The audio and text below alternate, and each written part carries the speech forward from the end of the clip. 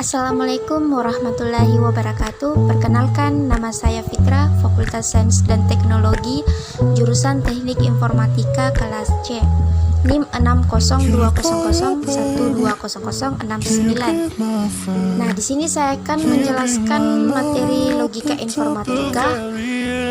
Langsung saja kita membahas materinya. Materi yang pertama itu adalah aljabar boolean. Aljabar boolean adalah sistem matematika yang didasarkan pada logika yang memiliki seperangkat aturan atau hukum yang berguna dalam menentukan, mengurangi atau menyederhanakan ekspresi boolean. Variabel yang digunakan dalam aljabar boolean hanya memiliki dua kemungkinan, yaitu logika 0 dan logika 1.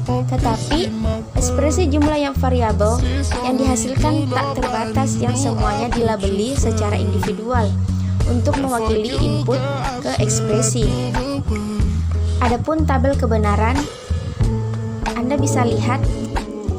Adapun hukum-hukum aljabar boolean, yang pertama itu hukum identitas, yang kedua hukum idempoten, yang ketiga hukum komplement, yang keempat hukum dominasi, yang kelima hukum involusi, yang keenam hukum penyerapan, ketujuh hukum komutatif, kedelapan hukum asosiatif, kesembilan hukum distributif, kesepuluh hukum De Morgan, dan yang terakhir yang 11 hukum 0/1.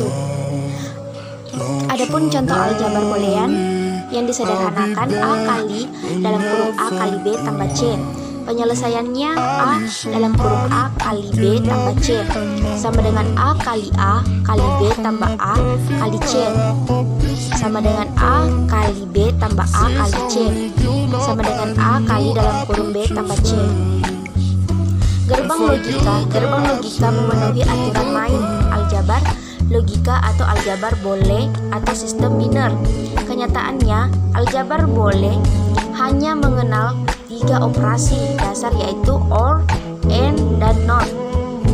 Gerbang logika itu dapat dikembangkan menjadi gerbang logika lain seperti NOT dalam kurung NOT AND, NOR dalam kurung NOT OR, XOR dalam kurung eksklusif OR, dan XNOR dalam kurung eksklusif NOT OR.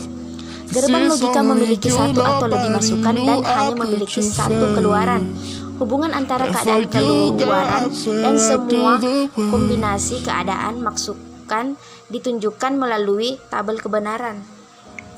Gerbang OR memiliki 2 atau lebih seluruh masukan dan satu saluran keluaran. Hubungan antara masukan dan keluarannya, contohnya Y sama dengan A or B, atau Y sama dengan A tambah B. Gerbang N memiliki 2 atau lebih saluran masukan dan satu saluran keluaran. Hubungan antara masukan dan keluarannya, contohnya Y sama dengan A N B, atau Y sama dengan A kali B, atau Y sama dengan AB. Gerbang NOT inverter. Gerbang NOT hanya memiliki satu saluran masukan dan satu saluran keluaran. Jika A menyatakan saluran masukan dan Y merupakan saluran keluaran, maka hubungannya Y sama dengan NOT A atau Y sama dengan A. Gerbang NOR dan AND. Gerbang OR atau AND masing-masing dapat digabung dengan gerbang NOT. Gerbang AND yang diikuti NOT menghasilkan gerbang AND. Gerbang OR diikuti NOT menghasilkan OR. Gerbang XOR dan XNOR. Keluaran gerbang XOR akan tinggi bila nilai logika masukan berlawanan. Keluaran gerbang XNOR akan tinggi bila nilai logika masukan sama, dan gerbang XOR dan XNOR tidak pernah memiliki lebih dari 2 masukan. Contoh gerbang logika. Gerbang SOR. Gerbang eksklusif OR dalam kurung SOR mempunyai 2 sinyal masukan. Sinyal keluaran akan tinggi jika kedua sinyal masukan tidak sama. Bisa dilihat contohnya pada gambar yang di atas. Gerbang SOR yang sebenarnya ada 2 masukan saja. Untuk masukan yang lebih banyak, maka perlu kombinasi dari gerbang SOR tersebut. Bentuk kanonik. Bentuk kanonik adalah fungsi boolean yang merupakan fungsi boolean yang diekspresikan dalam bentuk SOP, sum of product, atau post product of sum. Dengan minterm atau masterm, kanonik memiliki literal yang dilengkap. Sedangkan bentuk baku merupakan fungsi boolean yang diekspresikan dalam bentuk SOP atau post. Dengan minterm atau masterm mempunyai literal yang tidak lengkap. Untuk dalam memahami secara lengkap, SOP sum of product diistilahkan dengan jumlah dari hasil perkalian. Post product of sum diistilahkan dengan perkalian dari hasil penjumlahan. Konferensi antara bentuk kanonik, Anda bisa lihat fungsi boolean dalam bentuk SOP dan konferensikan ke bentuk post menjadi ini. Anda bisa lihat ini ya, dengan menggunakan hukum De Morgan kita dapat memperoleh fungsi dalam bentuk post. Selanjutnya contoh soal bentuk kanonik. Dinyatakan tabel kebenaran di bawah ini dalam bentuk kanonik SOP penyelesaian.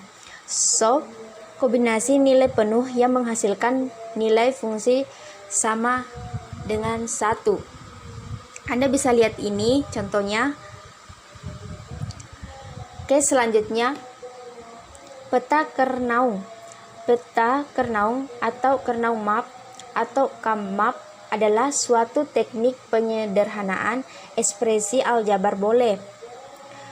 Fungsi logika aljabar boolean dengan cara pemetaan yang ditemukan oleh seorang ahli fisika dan matematika bernama Maurice Kernaung pada tahun 1953. K-map ini sering juga dikenal sebagai Kernaung-Fitch map karena metode ini disempurnakan oleh seorang ahli komputer, Edward Fitch. Peta Kernaung ini terdiri dari kota-kota 2 dimensi yang disusun mengikuti aturan kode Gray dari fungsi logika rangkaian digitalnya, dan tiap sel atau kota itu berisi kode biner 0 atau 1 yang menyatakan keadaan output dari fungsi rangkaian elektroniknya sama dengan 1 jika outputnya aktif. Selanjutnya metode peta Kernaung. Anda bisa lihat metodenya, metode peta Kernaungnya. Selanjutnya contoh soal peta Kernaung. Mungkin Anda juga bisa lihat.